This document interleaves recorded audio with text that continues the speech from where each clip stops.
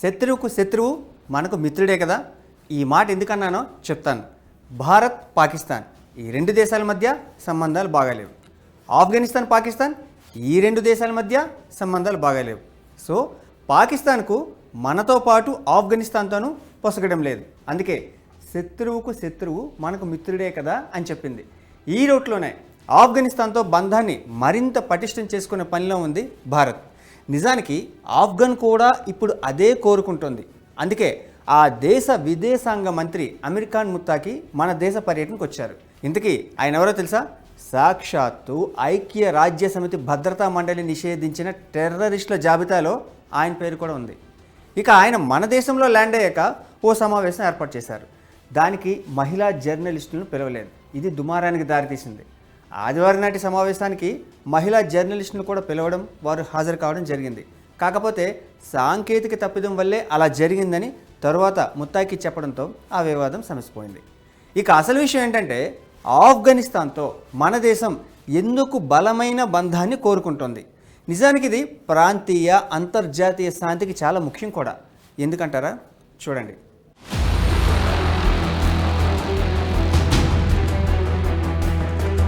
2021లో ఆఫ్ఘనిస్తాన్లో ప్రభుత్వం మారిపోయింది. అప్పుడు తాలిబాన్లు పాలనా పగ్గాలను తమ చేతుల్లోకి తీసుకున్నారు. ఇదే అదునుగా చైనా వెంటనే వారితో ఫ్రెండ్షిప్ స్టార్ట్ చేసేసింది. ఎందుకంటే తాలిబాన్లను మచ్చిక చేసుకుంటే పాక్తో పాటు వాళ్ళను కూడా తమ చెప్పు చేతుల్లోకి తెచ్చుకోవచ్చని, అదే జరిగితే మన దేశాన్ని మరింతగా ఇరకాటంలో పెట్టవచ్చనేది చైనా ప్లాన్. డ్రాగన్ కుటిల బుద్ధి మన దేశానికి అర్థమైన వేచి చూసే ధోరణిని అవలంబించింది. కాకపోతే గత 2 ఏళ్లుగా తాలిబాన్లతో స్నేహాన్ని మాత్రం బలపరుచుకుంది. దాని ఫలితమే ఇప్పుడు ఆ దేశ విదేశాంగ మంత్రి అమీర్ ఖాన్ ముత్తాకి భారత్ పర్యటన. మనకేమో ప్రాంతీయంగా రాజకీయంగా వాతావరణం స్థిరంగా ఉండాలి. కానీ పాకిస్తాన్, శ్రీలంక, నేపాల్, బంగ్లాదేశ్ ఈ దేశాల్లో రాజకీయ పరిస్థితులను గమనిస్తే అక్కడి సీన్ అర్థమవుతుంది. అందుకే ఆఫ్ఘనిస్తాన్ విషయంలో ఏ మాత్రం పొరపాటు జరగకుండా మోదీ ప్రభుత్వం జాగ్రత్త పడుతుంది. దీనివల్ల పాకిస్తాన్తో పాటు చైనా దూకుడుకు కూడా చెక్ పెట్టవచ్చని కేంద్రం ఆలోచనగా కనిపిస్తుంది. అటు తాలిబాన్ ప్రభుత్వం కూడా మనల్ని క్లోజ్ ఫ్రెండ్గానే చూస్తుంది. నిజానికి తాలిబాన్ ప్రభుత్వాన్ని గుర్తించిన ప్రపంచంలోనే ఒకే ఒక్క దేశం ఏదో తెలుసా? రష్యా. మనం కూడా ఇంకా అఫీషియల్గా గుర్తించలేదు. కాకపోతే 2021లో అక్కడి ప్రభుత్వం మారిన తర్వాత ఆ దేశంలో మన రాయబార కార్యాలయాన్ని క్లోజ్ చేసేసాం.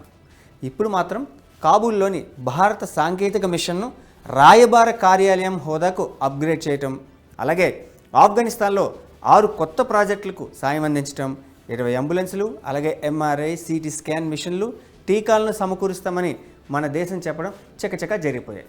అసలు తాలిబాన్లతో మనం ఎందుకు ఫ్రెండ్షిప్ చేయాలి? ఇవన్నీ ఎందుకు ఇవ్వాలి? ఈ డౌట్ చాలామందికి వస్తుంది. ఇది నిజమా? కానీ తాలిబాన్లు 2 సార్లు అక్కడ అధికారాన్ని చేపట్టారు. అందులో 1990లో వాళ్ళు అక్కడ పవర్లోకి వచ్చినప్పుడు మనం వారిని గుర్తించలేదు. కానీ ఇప్పుడు తప్పడం లేదు.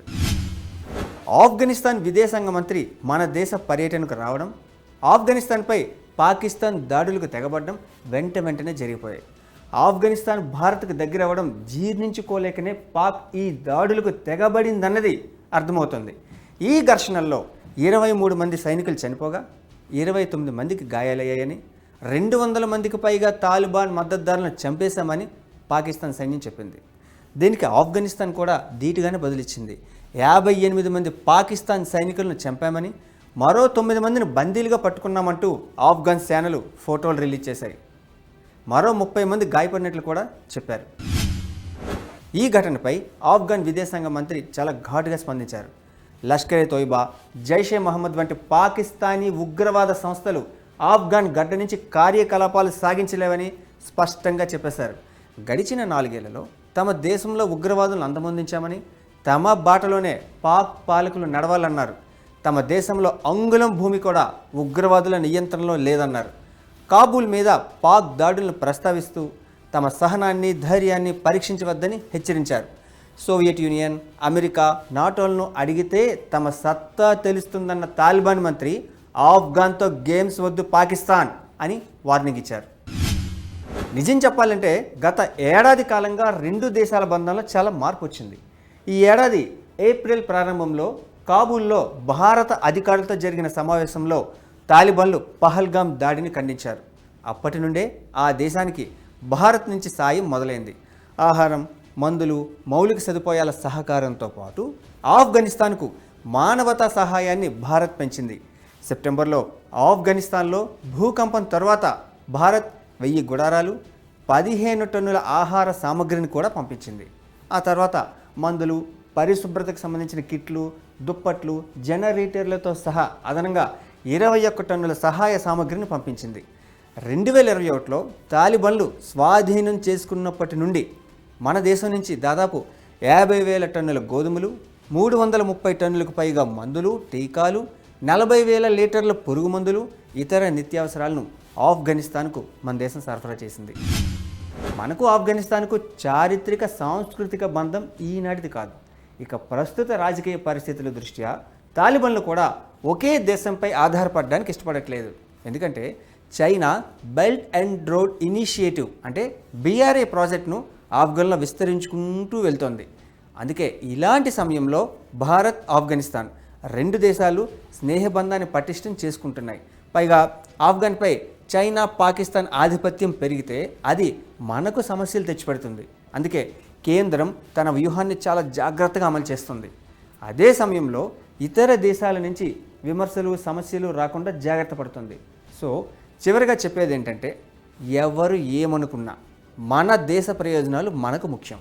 చైనా, పాక్ వ్యూహాలకు ధీటుగా బదులివ్వాలంటే ఆఫ్ఘనిస్తాన్తో బంధం తప్పదని చెప్పచ్చు.